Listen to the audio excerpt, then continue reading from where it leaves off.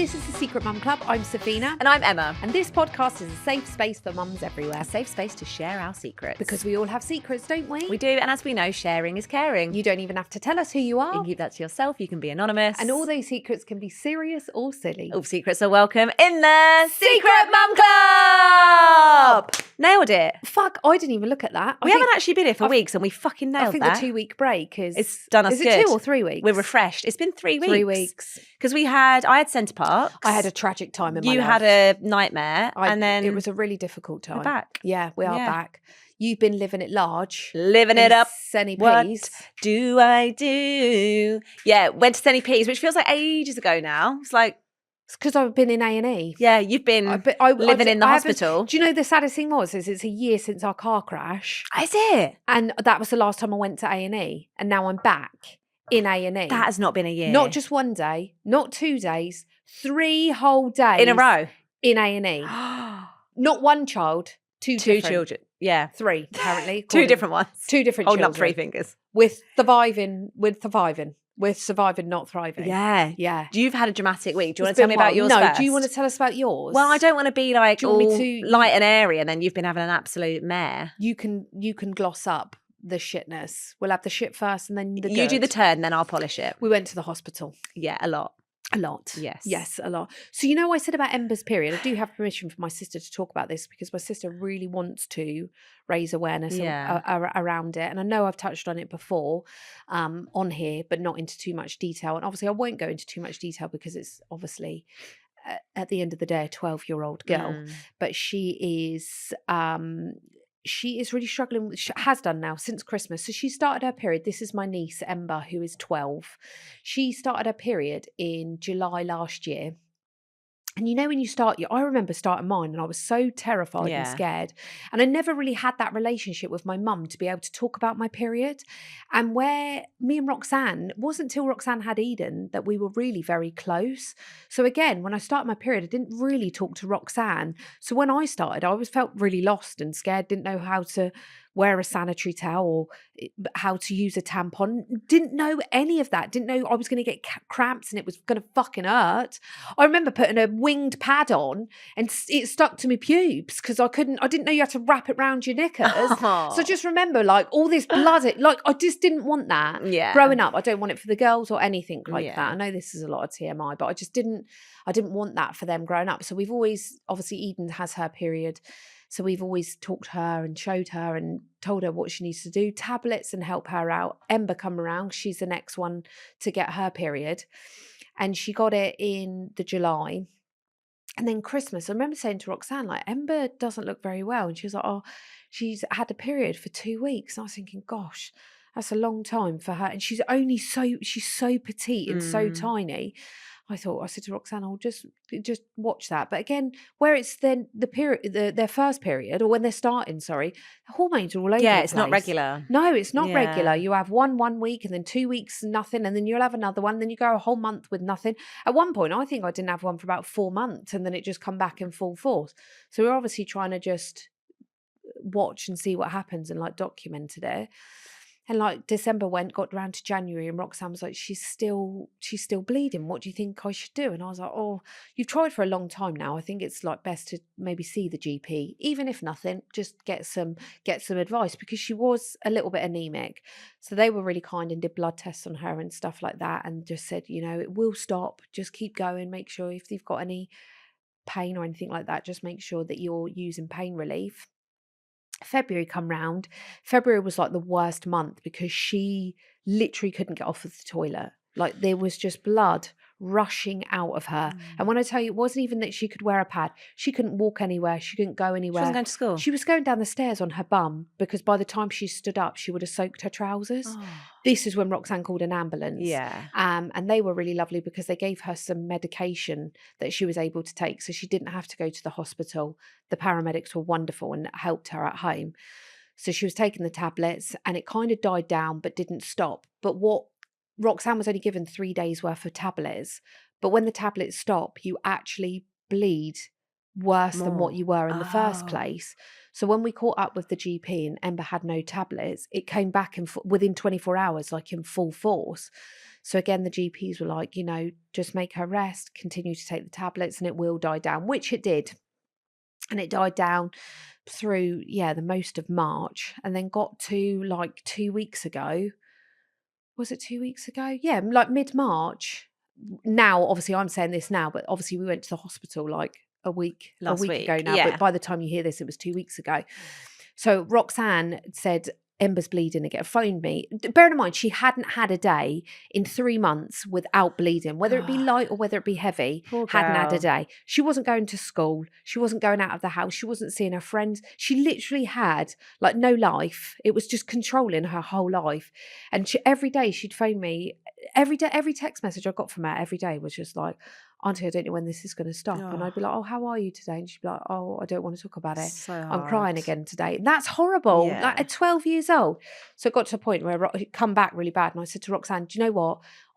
Enough is enough. We've exhausted every avenue with going to GPs, phoning 111, following the app for the NHS Together app. We've done everything without going. I can't speak for everybody else, and it's not that I wanting people to be like, oh well, you're such a superstar because you don't need it. I don't go to A&E unless I feel it really, really necessary. We have a minor injuries unit, which is where I tend to take the children. You know, where Colby bust his chin open, I went to the minor injuries, and they were like, that needs stitches. You've got to go to A&E. So I won't go to A&E unless it's really bad or a last resort. So I said to Roxanne, we need to get her to the hospital because I don't think there's any more now we can physically do. Emma, I had to put puppy pads in her trousers to get her in the car to the A&E waiting room without her soaking her trousers. She couldn't just sit on the sofa without just flooding her trousers. That's so awful. At 12 years old, can you imagine? So hard. She must be wondering what the hell is going on. No, and then I said to Roxanne, like, I'm going to come with you. You can be there for Ember, but I need to. My sister was just emotionally exhausted because she's frightened. She's frightened for Ember. She wants answers. So I went along with Roxanne. And to be honest with you, the hospital were fantastic. Like I can't fault them at all. Like everything they went through all the medication that she'd already taken. We'd said that we'd been to the GP, went through absolutely everything. And they were like, you're in the right place. Like we can help. So bless her heart, they did give her an IV drip because she was really severely dehydrated and very anemic. Then she had the antibiotics as well. So they gave her everything. And then she had to stay overnight. And I think that was a bit of a shock. I think Ember was like, oh, do I not just get to go home? Roxanne then was having a panic attack and was stressed about that. So I kind of said to the doctor, is there any chance I can just go home and get her some bits so that she's got some pajamas and a comfort from home so she's not too scared? But I said, I am going to leave Roxanne with her and then I'll come back with their stuff. And the lady was like, yeah, of course, we'll put a bed up for her. And then that was it. Roxanne was like, into a plastic bag. I was like, are you okay? And she was like, I can't believe you're here and you've got her to stay. But I felt like I wasn't there for Ember. I felt like I was just there for Roxanne. Yeah, she must be so worried. As emotional support. Yeah. So finally, after long last, we managed to get her a scan, an ultrasound. And do you know what? I don't want to use the wrong terminology, and this is only because we've been to the doctors. So there is something that's called endometriosis, which is what Roxanne has. So Roxanne has endometriosis. I've got polycystic ovaries, but there's also something called it probably is the wrong pronunciation, but endometriosis, which endometriosis is on the outside, which can be removed, but endometriosis is inside the lining of the womb. Which you can't do anything. You can't remove it. It just causes absolute agony. And I don't know whether that causes the blood not to be absorbed or whether we've still got further testing to do on it. But she had an ultrasound and the guy checked everything over. And I think I said to Roxanne, the priority here is that nothing is obvious that is seriously wrong with her, because I think that was our worry. But it's not just there, but they have given her lots of medication. So is there something how do you pronounce it? Maz has put it in there. Oh, adenomyosis. I have heard of that. Have you? Yes. Which is on the inside. Is that what it is? Well, they're going to put her forward for testing for that because we had the ultrasound that showed nothing on the ultrasound. Right.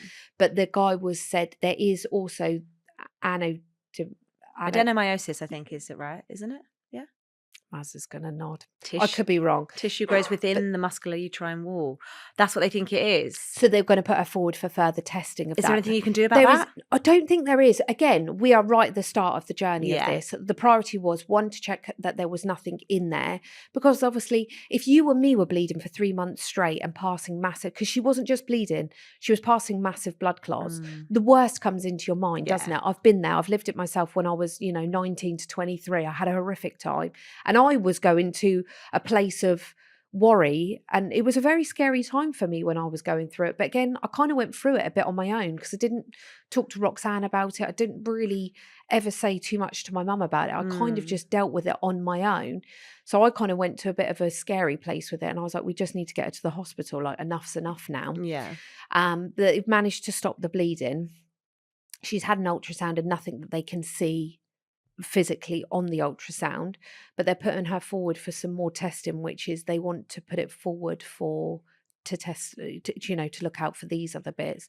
But I just think that there is not much, me personally, if I was to now go on the internet and look for mums going through this with their 12-year-old child, there is nothing. And I'm not saying every girl is going to go through it, but when you are going through it, it's really fucking scary. And like, had Roxanne have not told me and just kind of have suffered in silence for that, both of them were mentally and physically, I'm sure, exhausted. And it's literally the most horrible thing to watch. But there is nothing out there that talks about this. And I can't imagine another mum sat at home. And me and Roxanne were like, oh, don't want to go to A&E because, oh God, it's just the period. Like, it's just... but that's not just a period, but is it? When you've been bleeding non-stop for 3 months. You can't go out with your friends because you're like Roxanne suffers with endometriosis, and I've grown up with Roxanne suffering, so I know how much pain it causes women. I have polycystic ovaries, but I've managed to deal with it in my way, but endometriosis wipes my sister out. Like, she really suffers with it. So I've learned to live with that and grow up with that. So when she says to me, Soph, I'm sorry, I'm having a bad endo day, I literally can't go. I can't go out. And I'm like, fucking hell, no, I'd never make you go out. But I feel like if you say to somebody that isn't aware of this or is living it every day, to say, sorry, I've got some really bad period pains. So when you go to school and you say to the PE teacher, sorry, I can't do PE, I've got my period. And they go, oh, right. No one takes it seriously. No one takes it seriously. And there's not enough information, there's not enough awareness on it that it's okay to, as an adult, cancel plans because of period pains and that you're in discomfort and that you're uncomfortable and don't want to go out. It's okay to say it's your period, because we went to A&E and we were like, we're going to the A&E for my niece's period, or her daughter's period. Yeah, and you feel so fucking But when you say stupid to a doctor, she's been bleeding non-stop for 3 months, but they must think, shit. And they said to us, she should have come to us sooner. And we were like, well, we followed the protocol of the GP, the GP said it wasn't deemed. But I can't believe no one took it more seriously. And it wasn't even like a normal period that you can manage with sanitary products. No. She couldn't walk around. She couldn't go to school. She must have missed so much. She's missed loads. She can't go out with her friends. Can't get in a car. Like, that's not normal. Everywhere we went, she had to sit on a seat. So if she was having a good day of bleeding, we could take her out, but we had to have her, like, we went to Everly's football tournament, her youngest sibling, my youngest niece. She had to sit on a chair. Yeah. And she's quiet and she's a reserved little girl anyway. She's not the most confident, she is painfully shy. So to have all of this going on, she'd just be sat in the corner, like on a chair by us. And you turn around and look at her, like, oh, are you okay? And she'd be like, a little smile, and you just think, fuck, this is destroying her life. This is honestly destroying her life. But again, it's not enough emphasis, I just don't think, on, like, when we went to the doctors at the hospital, I just said, look, I feel awful coming down, but it is her period, but she cannot stop bleeding. Like, there has to be something we can do, because this is just not normal. And like, when we spoke to the doctor was like, regardless of if it's your period or a cut on your arm, is bleeding. Yeah. She should never feel embarrassed, never ever say, because I think people just go, oh God, what are you on your period? Like, sometimes it is a joke, and I get that, I'm not that sensitive to it, but I think also there's a lot of misconception that some people really suffer with their periods. Yeah. And I just don't think there's enough awareness on that, especially as well for young women. Yes. As we know, there's not enough research done into women's health problems. And this is where we are.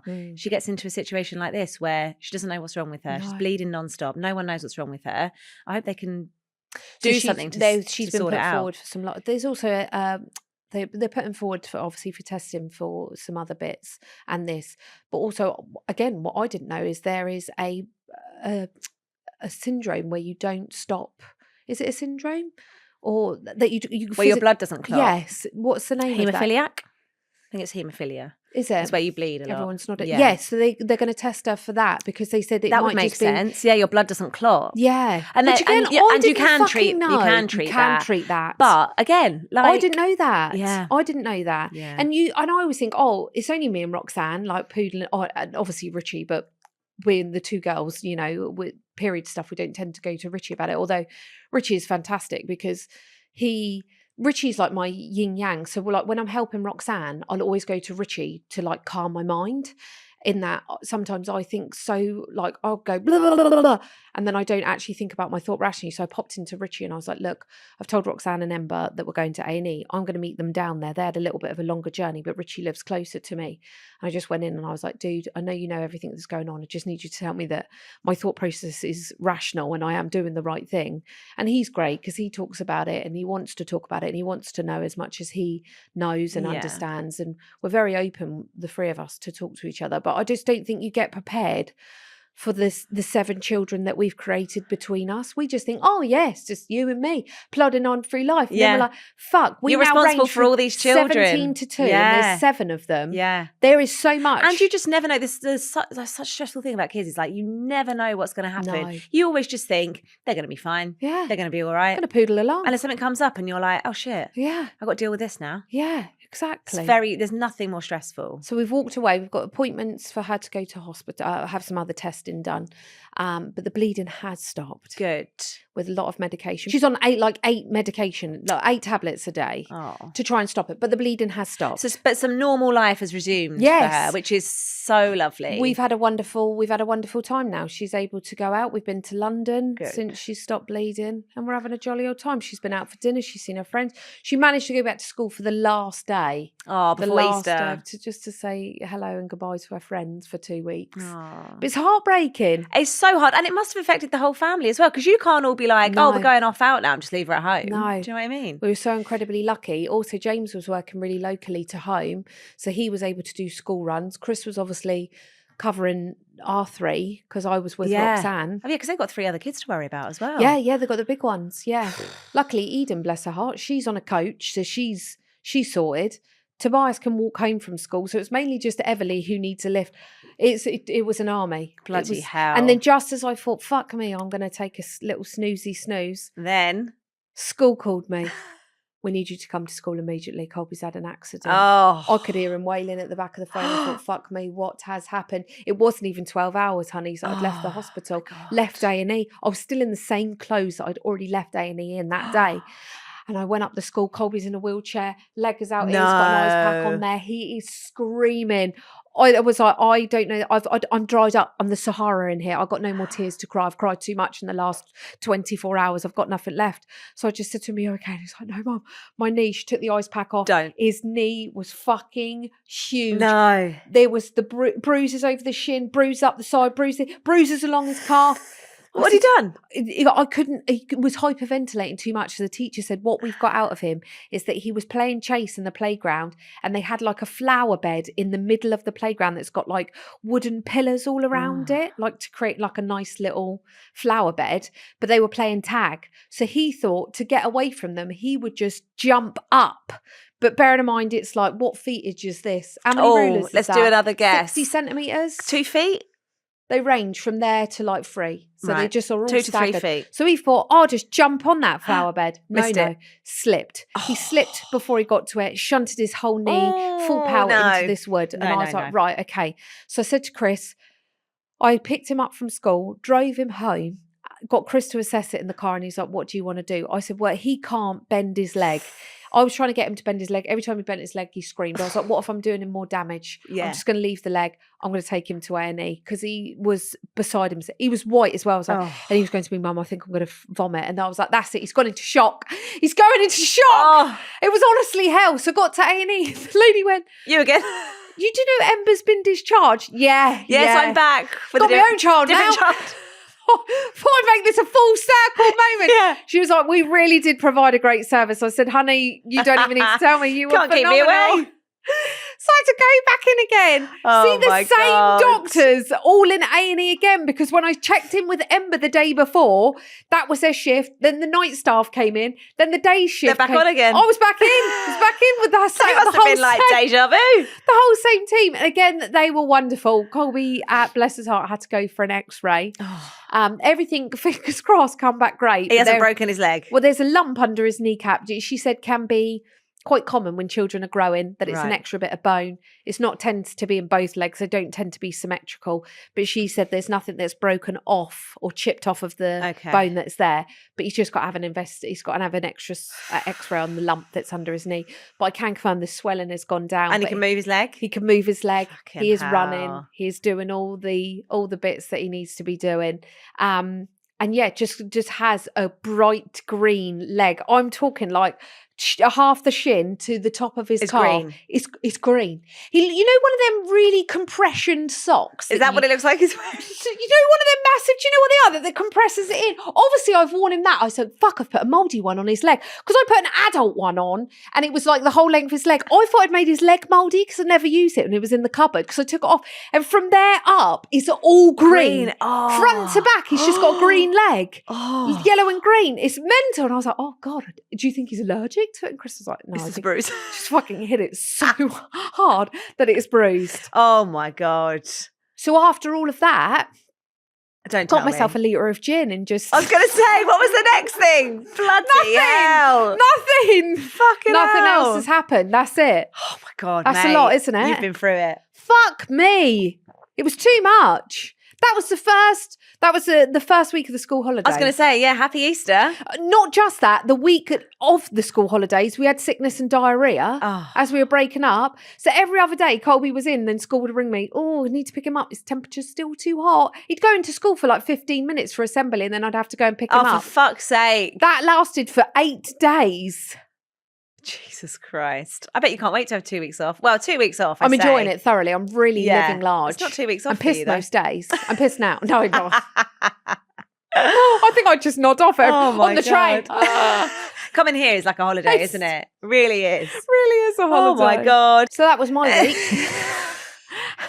How was yours? Don't worry about me. I've had a second birthday, a 90th birthday, been on holiday to Centre Parks, had a new car. That's the end. That's the end. Everyone's great. Everyone's great. Gigi's still going We've strong. had a lot to catch up on because, like we say, it's been like 3 weeks. Yeah. Yes. So it's March Madness for us with the birthdays. Yes. We have Stefan's mum. Then 2 days later, it's Stefan's nephew. 2 days later, it's Sadie. Fuck. A couple of days later, it's my granddad. He was 90. And then tomorrow, it's my dad. Jesus Christ. And then later in April, we've got Luca. So it's like a whole span of, I'm bashing out the moon pigs left, right and centre. You're all having sex at the same time. Let me tell you. Wow. Yes, everyone's ovulating at some point. Sexing and doing bits. June. In June, yeah. But Sadie's birthday was lovely. We went to Centre Parks. Yeah, how Senny was Peas that? was great. It was that week that the weather was really Gorge. nice, which I think just makes such a difference when you're there because obviously you've got like the pool and stuff that you can do indoors, but when you can spend your afternoons out on the green there by the lake, having a little bevy and the kids were all playing like rugby and football outside, it makes it so much easier. It was lovely. And I think it's my favourite year that we've gone because we've gone when Joseph's been 2, 3 and now 4. Yeah. And Sadie obviously was like in my tummy, then 1, then 2. Yes. And this has been my favourite year. I think it's the year that they've like got the most out of it. Well, she obviously loves it because she's just like game for anything. And then Joseph, as we know, has been like a little bit reluctant to get involved in things in the past. But this year he was actually like actively going in the pool and like we actually got him down some slides and we had bike seats for them both, which they really got into. So it just makes life so much easier when you're not kind of like trying to coerce him to do stuff and be like, this will be fun, honestly. And there were some other kids there that were like around his age, like 4 or 5, the other boys and girls. So they played really nicely together this year. So it was just like a really nice Yeah, just like a really nice year that I was like, this just feels like what it's supposed to be like. So and you can actually really enjoy nice. it. Yeah, and sometimes you can when enjoy you it. can't, sometimes when you're locked in at Centre Parks when it's rainy, you feel quite trapped. Yeah. You're just home from home, aren't you, in a smaller space. And you're just trying to think, another activity I can do to like keep them busy. But so we were really lucky with the weather. The sleeping situation was a shit show because we only had a 2-bedroom chalet. So we took too long to book it. We were too last minute booking it, which inevitably will happen again next year because that's just who me and Stefan are, and we're not going to change for anybody, okay? But Joseph had his own room, which he was like a bit freaked out by. So he didn't sleep super well because he was in like a twin pushed together. Yes. And then Sadie's cot, we tried a combination of like, in with Joseph? Well, no, putting her in our room and then shimmying her out into the living room when we went to bed. That lasted for one night. And I said to Stefan, fuck this. We're doing one in with each child. So then we'd take it in turns. One sleeping in with Jojo, one sleeping in with Sadie. But we didn't get a lot of sleep the whole week. No. Then we came home, quick turnaround on the washing and the packing, went down to West Wales for Stefan's nephew's 16th. Wow. So we had a lovely little celebration for him. And then the next day was Sadie's 2nd birthday. So I said to his mum, whip up another birthday cake, quick. We've got another one tomorrow. And then a few days later, it was my Gigi's 90th, which I couldn't make it to because they obviously had the celebration at my mum and dad's house. So I didn't make it down there. Because you were in Wales. And now I've selfishly moved to Wales. I'm too far away. But I do feel like I want to get down and see them soon because I haven't been back since Christmas. That's wild, isn't it? And it's just trying to work out the schedule with me and Stefan and his work and nursery and stuff. It's just a bit complicated. But I FaceTimed in, and do you know what he wanted for his birthday? The only thing he wanted where they took him? A McDonald's. I know. That is the cutest thing though. I know. He wanted a fillet of fish and an apple. I know. Honestly, he's such a granddad, and an apple pie. And that's what they had, and he loved it. Fucking hell, that's great. Adorable. I know. I'll tell Gigi I'll come and visit him if you can't get down. I'll go see him. Keith. Take him a fillet of fish. Does he know they do a double? Do they? Double fillet of fish? I would say he wouldn't have the appetite for it, to be honest. Yeah, but I said to Joseph on his birthday, should we call Gigi today? It's his 90th birthday. And I've been talking about Joseph being obsessed with death. Yeah. He said, is he going to be dead? I said, on the phone, just stick to happy birthday. Yeah. Maybe on this one, just happy birthday, Gigi. Yeah. Hello, Gigi. You dead? Yeah. You dead yet? You dead yet? I texted to my mum and to the family group WhatsApp, and I thought, are they going to think that's a bit savage? It is my dad's dad after all. They were a bit like, eye roll. Classic Joseph. Classic Joseph. But no, I'm pleased to report he's still alive and well. Go on, Gigi. I know, and he's 90. So there we go. Your week sounds delish. Yeah. It's been really nice. And then everyone was like, have you been given a free car from Skoda? Skoda. They kindly lent me a car for a week, which is absolutely fantastic. Everyone thought it was yours. And everyone was like, wow, you've been given a car. And I was like, I really made it, Emma. Yeah. Wow. They're like, wow, that's yours. And I was like, for a week. But yeah, just fab to have a lovely, I've never had anything like a new car. So it's just absolutely, I felt like an absolute baller. You look like a baller. Riding around the countryside. In your Skoda. Yeah. The kids are like, white car. Then when it went, they were like, got to get back in that fucking Peugeot. Heap of shit. What a heap of shit. Who took our car away? Someone stole our car. It's actually quite cruel. It's quite cruel of them to take it away. Yeah, I agree. But we loved it while it lasted. I would have got the children to just cry at them and like hold onto their legs. Yeah. Really guilt trip them. Come on. Take pity on us. But yeah, that's my week. All right. Oh, let's wrap it up. Sorry, I took all the catch up time. You've had a lot going on, to be fair. Sorry, honey. Yeah. Your week sounds beautiful though. No, it's been really nice. Yeah, busy but nice. Wonderful birthday. Yeah. Oh, what a dream. Yeah, love her. Emma and I really want to hear from you. Yeah, we want you to join us in the Secret Mum Club. You're all welcome. You can share your secrets with us, respond to what we've been talking about, or just say hello. Hello. You can find us on TikTok and Instagram. Just search Secret Mum Pod, or you can email us hello@secretmumpod.com.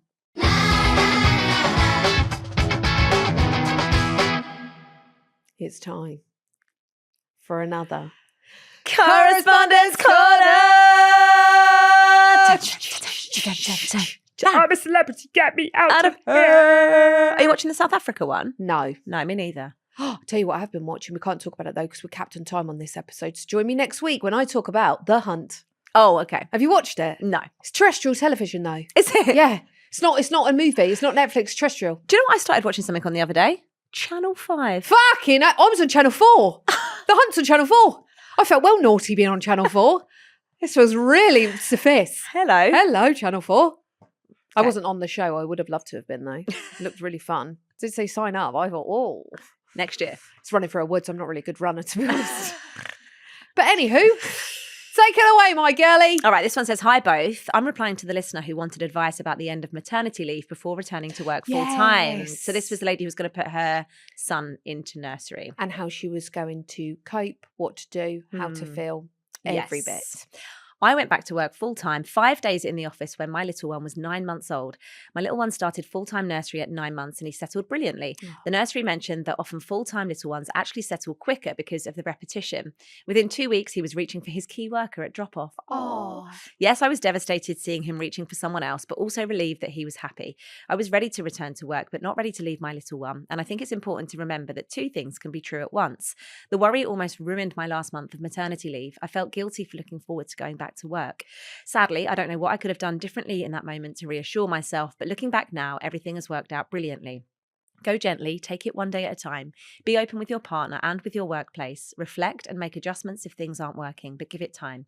I'd be happy to chat with the mum if she'd like to. I really don't think there's enough support for mums returning to work, and it's easy to fall into the trap of expecting yourself to parent like you don't work and work like you don't have kids. Camilla. That is so true. Camilla, you should be on here giving advice. Honestly, really, you've hit the nail on the head. That was absolutely beautifully written. You see that all the time, don't you? You're supposed to parent like you don't work and work like you don't have kids. That's so true. Yeah, so true. It is hard. It is hard. And it is, you know, and I was going to say, not everybody has the luxury to stay at home. And yes, it is a luxury to stay at home and be able to be a stay-at-home mum. But also, there's a lot of people that don't want to. Yeah. And it's okay to not want to stay at home, but also feel sad that they're going to nursery and sad you're going back to work. Society will make you feel shit no matter what you do. Regardless. They'll make you feel shit for staying at home. They'll make you feel shit for putting your child in nursery and enjoying going back to work. You can't. Even if you want to put your baby into nursery and be at home. Yeah. To get your housework done. Do whatever you need to do. Perfect. Yeah. Yeah. And it totally makes sense that like they settle quicker if they're in full time, because actually they then know what to expect. Every day is the same and they love routine and like, you know, it actually works out better, I think, full time. Or, you know, like if it always like a morning every single day. Yeah. You know? Yeah. If you didn't go for the full yeah. 5 they don't days. like not knowing what to expect. Yeah. No, I agree. Oh, Camilla, thank you, Camilla. so That's much. Lovely That's so advice. Sweet, she said. I know, she'll speak to the mum.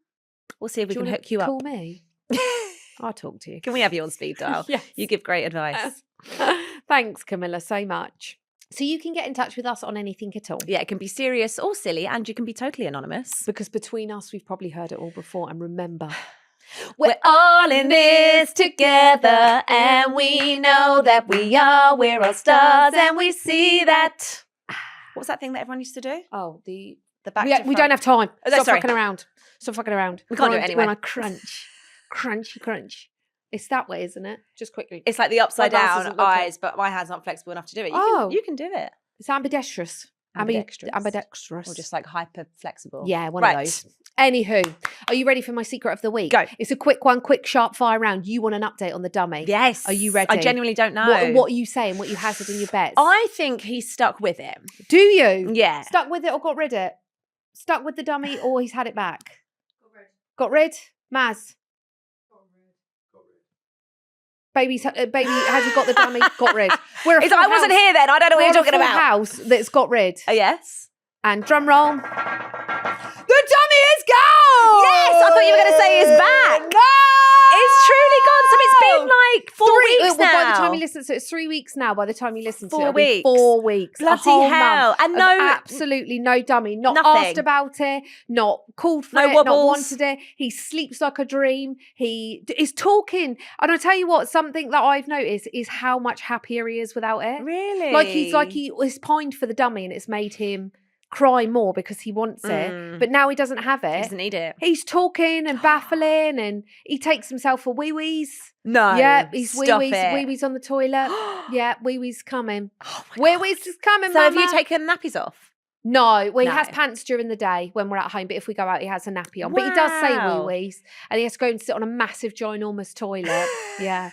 I feel like we've just had everything and a whole steam train ahead. Wow, you've really jumped ahead. We've really jumped ahead. That's amazing. I'm so proud of him. He will look dead in your eyes, though, when he's taking his shit in his nappy, okay? Just so you know. He'll stand in the middle of the lounge and just... Oh, yeah. And you're like, oh, yeah. Poo-poos, and he's like, no! Yeah. I love it when it couldn't be more obvious and you go, you doing a poo-poo? And they go, no! They go, no. Or they stink. And I go, have you got a poo in your nappy? And she goes, no. Or they walk like this, don't they? And they go, you got poo in there? No. Yeah. No. And it's hanging down so low. And they grab it like, no. Or when they hold a chair. No. Why don't they just say yes? I think you're having a poo. Yeah. No. Yeah. Something's telling me. Mom. Stop talking. Something's telling me you're having a shit. That kills me. That one does. Oh, the poo does kill me. Yeah. Why do they deny it? I don't know. And they don't want to get changed. The poo is a bit gooey though, isn't it? The poo is a hard one. Yeah, I wonder when he'll start doing those on the toilet. Don't know. To be fair though, I'm not actually pushing the toilet. No. He was just out the other day and he was playing with water, so I just put him in a, one of them UPVC suits. What? Like a puddle suit? That is not a UPVC. Not like a leather What's UPVC? cat suit? No. Like nipple tassel. Brittany. Oops, I did it again, vibes. No, it's just like a toy store. It's not even a puddle suit. It's like a swimsuit, but it's one for the UV rays. Oh, right. So, yes. Because it was a hot day in the garden. Yeah, so I just put him in one of those. Yeah. And he evidently didn't take it off, but just sat on the potty and peed through it. So I was like, oh, that'll do. Oh, well, that's what they're meant for anyway, isn't it? But he likes to have the potty. He goes on the big toilet because I did get him a potty ages ago. Yeah. And I've had it in the garden. The potty now comes indoors and he'll just take a wee in the middle of the kitchen. On the potty? On the potty, oh, right, yeah, on the potty. Well, that's great. Right, just mid-dinner. Yeah. Rather than just go to the toilet. Yeah. It just sit in the middle of the kitchen. Yeah. It's always in the middle of dinner, because I put it out in the garden for when the days are nice so that he can just... Yeah. You know? Oh, he's doing so well. Yeah, dummy's gone. That's amazing. Although I did find one in my pocket the other day. We were walking. You said you'd found them all. No. So I put a coat on that was like more of a summery coat, went into the pocket, found a dummy. I was literally like this. Just down the street. What dummy? Mid shopping centre. Fuck! No one look. Keep walking. Dottie calls it a candle.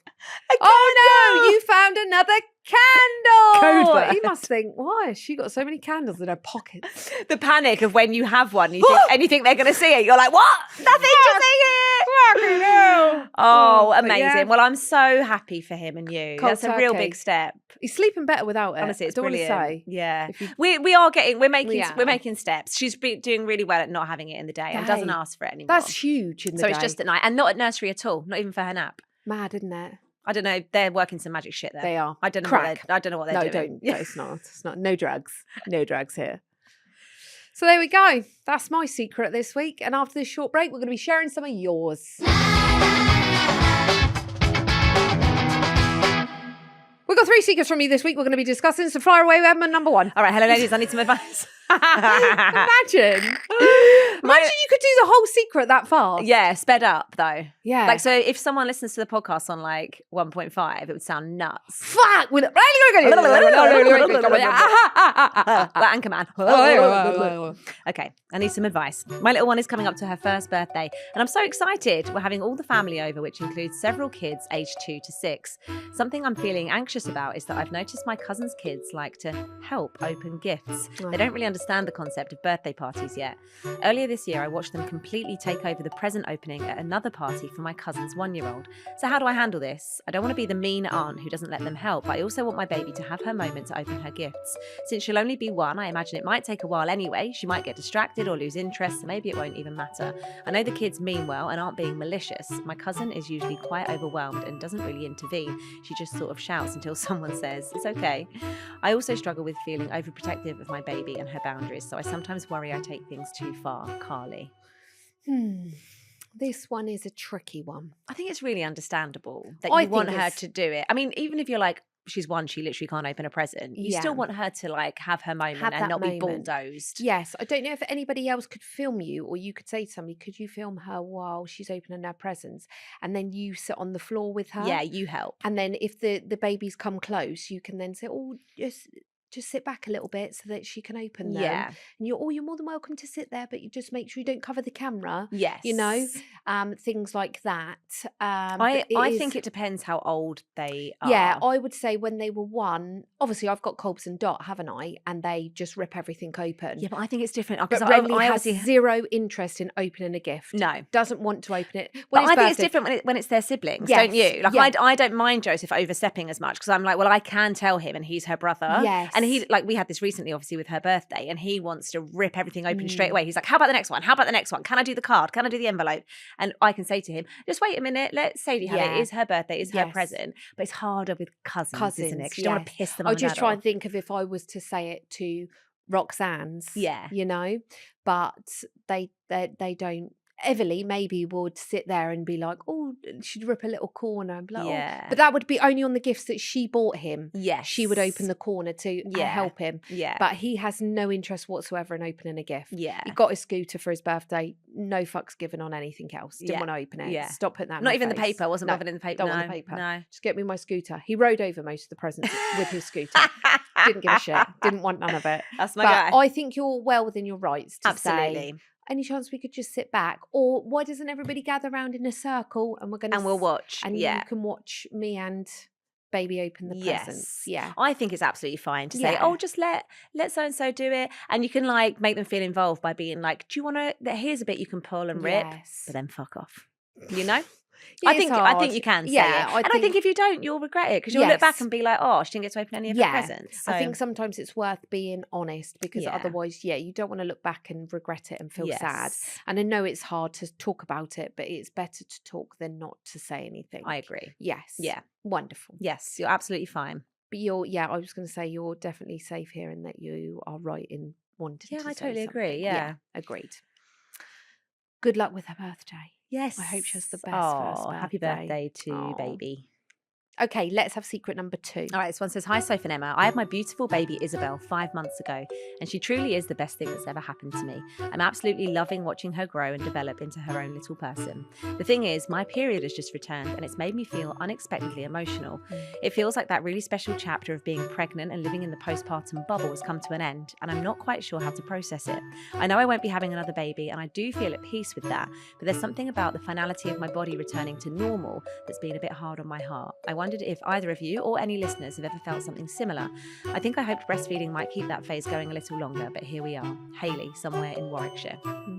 It's hard. It is a hard when the period comes back. Yeah, the period coming back, and also it's for me it was like a little bit of closure. Like when you put that pair of jeans on, it didn't really happen after Renley, but even if it's a week, 2 weeks, 2 years, 10 years, when you put that pair of jeans on that you've had in the drawer for maybe one day, if you do wear them again, and the one day you put them on and they fit, and you just think, I'm back to normal now. That chapter's over. Yeah, that chapter's closed now. Or when you try and or wear different things, or something does change in your life that you think, or you find your maternity leggings, it's creased in the back of the drawer, and you get them out and you think, I don't feel like that feeling ever goes away. No. And it's hard when you don't have control over it. Like your period will just come back whenever it wants. And I feel like you'll never be ready for that. And I always thought that breastfeeding would keep it away. But as we know now, that's not true. It can come back whenever. And I just think, I feel weird even now when I get my period. Like every month when I get my period or I know I'm ovulating, hormones just do crazy things to you, don't they? And every 28 days, I'm like, I'll have a period of being like, oh my God, I feel really maternal. I feel like I want to try and have another baby again. Like the changes it puts your body through are crazy. Then I actually get my period and I'm like, no, what was I thinking last week? I don't want to have another baby. Who was that person? Like you can't control how it makes you feel, and it's nuts. It's horrible. And there's no way of explaining it, is there? But I feel like it comes with everything. Like it always falls into a cycle. Like this is the first bit of the cycle of like the last baby grow or the last time you breastfeed them. It doesn't, not to be the bearer of bad news, it doesn't get any easier. No. You just learn to manage it, don't you? And you go through, but it's always about talking to somebody about it. Yeah. Like always talk about it and always say to somebody, and it's okay to cry. It's okay to cry. Like now I've cried most days about the dummy. I cry because I'm just like, that's every photo in my camera roll goes from Renley with a dummy all the way through. And then it's just a line. God, it's even going to make me sad now. It's just a line in my camera roll. And that's the end of another chapter. And it's not like he's not going to have it back. No. Like that's it now for the dummy. And it's like when you go through your memories on your phone, you just see them like when they're newborn, and then you get to the bit where they're sat up and you're like, fuck, where did my lion baby go? And then they're sat up and then they're bold and then they go through a line and they've got hair, and it's hard. Yeah. It's really hard. Yeah. But I just feel like it's always something to talk about, and you're never, ever, ever alone. You're never alone. I think sometimes these feelings can make you feel a bit crazy. Yeah. But just know that someone else is feeling the same way. Yes, we are. Yeah. It's an exclusive club. Yeah. We're all in it. Yeah. But no, you're doing fantastic. Yeah. And I would love to say there was an easier way to, it's not even about being normal, because I wouldn't even say who I am now was who I was when I first fell pregnant or before Colby, you know, before all the children. I'm not the same person now as I was before I fell pregnant with Renley, let alone before I fell pregnant with Dot. I've gone through like a whole cycle of the new me through having all 3 children, and it's just finding yourself. Do I think there's a normal? No, but I think that's what makes us all so wonderfully beautiful, is that there isn't a general normal. No, but you get used to your new normal. You get used to what works best for you. And cry every night like I do. Yeah. Don't go through your camera roll either when you're due on your period or during your period, or even a couple of days after your period has stopped, because I spend most times doing that. Yeah. And that's really fucking gut-wrenching. Why do we torture ourselves? I don't know. You have a bad day and you think, oh God, I've been really shit today. And then you go through your camera roll and then you're like, fuck, I'm going to wake them up and hug them. I've been so shit today. And then they wake up in the morning and they're like, you're like, oh, that's I can't wait for bedtime. That's why I was a prick. Yeah. But no, it's completely normal to feel that way. Hayley. Yeah. God bless you, my love. Right. Shall we have our last one? Okay. Hello, ladies. Hello, My little honey. girl Florence has just turned 1. Since starting solids, her nappies have been something else. I'm sure you can both relate. Yes. She poos a lot, at least 3 times a day. Oh, Florence. Come on, Florrie. A few weeks ago, I changed her nappy and noticed a strange object in her poo. It was large and round, and I thought, what on earth has she been eating? So I went in for a closer inspection and started poking at it to try and work out what it was. To my absolute horror, it suddenly exploded, showering hot, unidentified liquid all over my face. Turns out it was an undigested blueberry. Yes, I had blueberry poo all over my face. But strangely, as I was changing her in our newly redecorated lounge, my first thought was, please tell me that didn't go on the new cream sofa. I grabbed a wet wipe in a panic and cleaned my face, then inspected the sofa, which thankfully had escaped unscathed. I told my husband, who couldn't stop laughing. I then carried on with my day and even popped to the shop. It wasn't until a few hours later that I looked in the mirror Oh, no. She had blueberry poo. and saw 2 streaks of purple liquid on my forehead. Oh. I'd been walking around all afternoon with blueberry poo on my face. My husband hadn't even noticed. Oh, for God's fuck's sake. Honestly, definitely one of my lowest points as a parent. Love Sarah. Oh, Sarah. He just put his That is finger out. iconic, honey. Honestly, I mock Stefan for not being observant, but fucking hell, I think he'd noticed if I had blueberry poo on my face. I've walked around with baby poo in my hair, to which someone asked me in the queue of Tesco's while I was holding nappies and formula. I had baby poo in my hair, under my nails. I'd already eaten it while sat in the queue. I think it was even on my neck, until a woman turned around and went, Are you all right? No, I'm fucking not all right. I haven't slept for fucking 2 weeks. I was shit in my hair. I've just had poo. I'm fucking buying nappies because you shit all over my lounge. So no, I'm not fucking okay. But thank you for asking. I really appreciate it. So no. It's when it gets under your nails and then you eat something later that day, and or you think, smell what's something and you think, that? that hasn't gone, has it? Yeah. That's still That in there. I've ate it. Then you're like, oh, that's not food. That is not the time out that he just ate 10 minutes ago. That is shit. It's the fact that his poo is like fully brown. When they go to fully brown, yellow, you could have got away with it. You've gone, I don't remember eating any form of yellow food. Might be baby brown. poo. I know. Yeah, it's baby poo. Yeah. Now you're like, oh, fuck, now you Just can be have time confused for out. I must have anything. got a bit of chocolate. Yeah. Thank you, I Sarah. don't know I'm what glad eating the sofa eating your own was... poo or someone else's poo. I think your baby's is probably top of the list for okay. What isn't were? it? Yeah. I was going to say, I think I'd rather eat baby poo than my your own poo. Yeah, for sure. Yeah. Yeah. I'm glad the sofa was all right because that that would have my been first that I would have been concern as well. horrified. And glad you wore poo round the shop. Yeah, love that for you. So thank you for sharing your secrets this week. Everyone is welcome in the Secret Mum Club. If you'd like to share your secrets with us, you can. The email is hello@secretmumpod.com, or we're Secret Mum Pod on TikTok and Instagram. Has a pooey blueberry exploded on you? Or have you dined out on under nail poo? Oh. That was hard to say. That's a lot of words, that was. I have multiple times on the reg. Then let us know. There really is nothing too outrageous. Keep an eye out for our Thursday episode. And we'll see you next time on the Secret Mum Club!